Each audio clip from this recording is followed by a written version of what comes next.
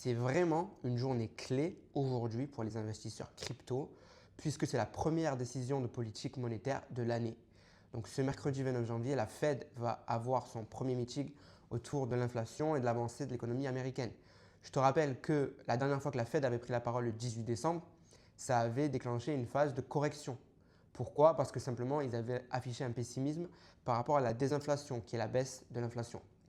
Ce soir, pour moi, pas de surprise, ils ne baisseront pas les taux d'intérêt puisqu'il y a une probabilité de baisse des taux d'intérêt qui est seulement de 2,7%. Mais ce qui va compter vraiment, c'est le ton que va avoir Jerome Powell, le président de la Fed, par rapport à la maîtrise de l'inflation. Donc à suivre ce soir 20h30 heure de Paris. Ce qu'il faut savoir, c'est qu'il y aura aussi un indicateur plus tard cette semaine qui est le PCE, donc c'est l'indicateur de consommation des ménages aux États-Unis, qui va avoir de l'importance pour les marchés crypto.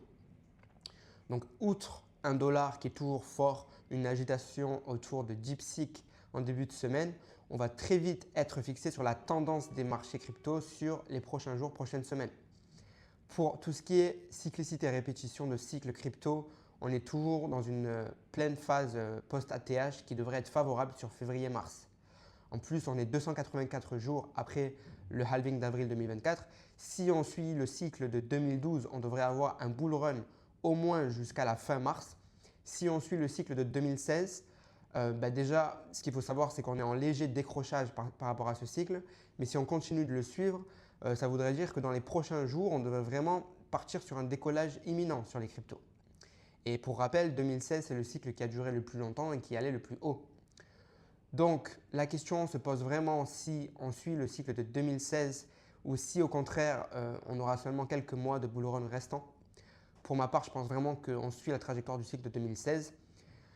Il va falloir rester branché par rapport aux annonces de la Fed, comme je t'ai parlé, et du coup par rapport aux annonces de la réserve stratégique de Bitcoin et potentiellement d'altcoin aux États-Unis. On veut plus de précision.